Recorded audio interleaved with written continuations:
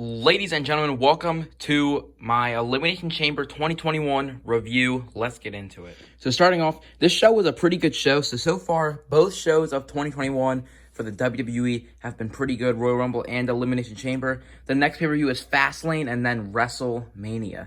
So some matches were starting to get built up here, including the Universal Championship match, which is where we'll start off. So we had Daniel Bryan, Sami Zayn, Cesaro, King Corbin, Jey Uso, and Kevin Owens in an Elimination Chamber match, and the winner would face Roman Reigns for the Universal Championship later that night.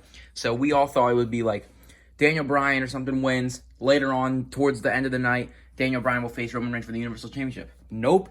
Daniel Bryan won the match, and then immediately after that, Roman Reigns came out, and he went for a spear. Daniel Bryan called him in the yes lock. Roman Reigns was closest to having out. Then he powered out and put him in that chokehold he does. Daniel Bryan passed out. And Roman Reigns was just walking around knowing that he's the man, holding the title up for a while, basically showing off until he turns around and bam! Spear by Edge. Edge points to the WrestleMania sign. And it is going to be Edge versus Roman Reigns for the WWE Championship, or the Universal Championship at WrestleMania. So that was pretty cool. Yeah, but over here we have Sami Zayn, Cesaro, and King Corbin, who are all eliminated. King Corbin was in it for like 5 minutes, and it was done. Sami Zayn was hilarious in that matchup, and Cesaro was the third last in the top three, so at least he's getting some pushes. It came down to Daniel Bryan, Cesaro, and Jey Uso. Jey Uso did eliminate Cesaro, and then Daniel Bryan eliminated Jey Uso. But another person who was a favorite to win was Kevin Owens, and he actually got eliminated pretty early on by Jey Uso. He came out, and he was like, after Sami and Corbin were eliminated, then it was Kevin Owens. So basically, Jey Uso trapped Kevin Owens' arm in the door while Sami Zayn was leaving the chamber. Jey Uso put Kevin Owens' shoulder in between the door and the chamber and then slammed it shut on him and kept doing that and super kicked him like 5 times, threw him in the ring, super kicked him again, and then a splash and Jey Uso pinned him. But then after that, he got pretty hurt from Cesaro. Then Jey Uso pinned Cesaro, and then Daniel Bryan pinned Jey Uso, and that's how we got to our Roman Reigns match.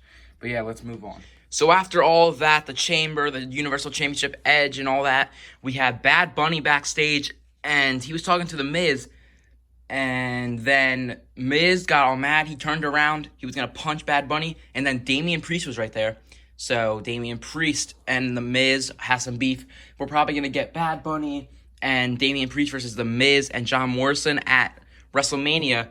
Well, that's what we thought until this happened, but I'll save that for later on in the video. Then after that, our next match was Matt Riddle versus Bobby Lashley versus John Morrison for the United States Championship. So on the kickoff show, I didn't even know this happened. John Morrison faced against Ricochet, Ali, and Elias, and he did win. The winner would replace Keith Lee because Keith Lee's out from injury, which is pretty sad because first I'm pretty sure he was a favorite to win the Royal Rumble match, and then he might have won the United States Championship, and he couldn't compete in either of them, so that sucks. But hopefully he'll come back soon, and maybe he can face Matt Riddle for the championship at WrestleMania. But anyway, Matt Riddle hits Bobby Lashley with a crutch, MVP's crutch, since MVP is injured. He takes the crutch from MVP, hits Bobby Lashley with it 2 or 3 times. So Bobby Lashley's out there all mad, but he didn't even go down. He just rolled out of the ring and was standing there holding his back. He didn't even really get hurt from it. But then Matt Riddle grabs John Morrison, hits a Bro Derek. 1, 2, 3. Matt Riddle is the new United States champion. That's pretty cool. But yeah.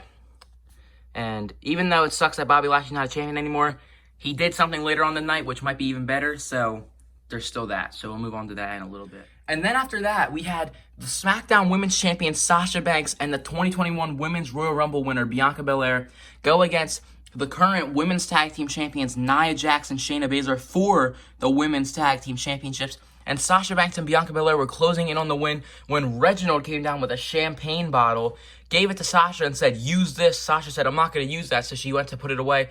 She turned around and got hit with a clothesline by Nia and then hit with a Samoan drop. 1, 2, 3. Nia Jax wins, and she also pinned the SmackDown Women's Champion. So I'm hoping they don't give her a shot for the title because that would suck, especially if she injures Sasha. But she did pin the champ, so that could happen. Who knows? But yeah, Bianca Belair and Sasha do lose to Nia Jax and Shayna Baszler. And Nia and Shayna are still the Women's Tag Team Champions. And just like that, we are already at the main event. This show went by super quick. But yeah, the main event, it was the WWE Champion Drew McIntyre defending the WWE Championship inside the Elimination Chamber against Kofi Kingston, Randy Orton, AJ Styles, Sheamus, and Jeff Hardy. So it started off with Jeff Hardy and Randy Orton. They battled for a little bit. And then I believe Drew McIntyre came in at number 3. And then it was Kofi Kingston. And Kofi rolled Randy Orton up. Randy Orton was in the match for like 5 minutes, which sucked because I thought for sure we were going to get something from Bray Wyatt or Alexa Bliss. That did not happen. Kofi rolled Randy Orton up. 1, 2, 3. Orton's eliminated. He gets all mad. RKO's Kofi Kingston. And then he turns around and RKO's Jeff Hardy. AJ Styles at this time is still in his pod. So he's like banging on, telling Omos, whatever his name is, to let him out. So Omos, I'll just call him Omos. He rips the freaking pod door off from the outside of the cage, throws it into the crowd, and then AJ Styles runs around into the ring because the door was open from Randy Orton leaving. He pins Kofi and Jeff Hardy. They both kick out, though. So now AJ's in the matchup, and the only one left in their pod is Sheamus. And Drew McIntyre was not eliminated yet, and on Raw, Sheamus said by the time he comes out, Drew McIntyre will already be eliminated, but he wasn't. So Sheamus was in there basically not looking because he just didn't want to face the fact that Drew McIntyre is still in there. They come in, they start brawling, and eventually, I believe Kofi Kingston got eliminated from a bro kick. So then now it's down to Drew McIntyre, Jeff Hardy, and Sheamus, and AJ Styles. And then Jeff Hardy gets eliminated with a Claymore. So now it's down to Drew, Sheamus, and AJ Styles. And then we have Sheamus going for a bro kick, but he bro kicks Drew McIntyre and then gets caught with a phenomenal form. 1, 2, 3. Sheamus is out of here. We're down to Drew McIntyre and AJ Styles. AJ Styles goes over to the ropes, goes to hit a phenomenal form, and gets caught with a Claymore kick in midair. That was a phenomenal finish. And Drew McIntyre retains the WWE Championship. But that was not all. As soon as I saw the cage rising before Drew McIntyre could even get up, I was like, oh, something's happening. And I was right. Drew McIntyre holds up the championship, and similar to what happened to Roman Reigns, he turns around, boom, speared by Bobby Lashley. This time it's Bobby Lashley, not Edge. Bobby Lashley beats him up. He's literally bashing his head into the table, literally moving the announce table as he hits him in the head. Then he puts him in the hurt lock, throws him on the ground, and then awesome. The Miz's music hits, and he's running out. Bobby Lashley points into the ring, lets Miz go in there. He cashes in. He hits a DDT, 1, 2, kick out by Drew McIntyre. So like, oh wow, he's still in it.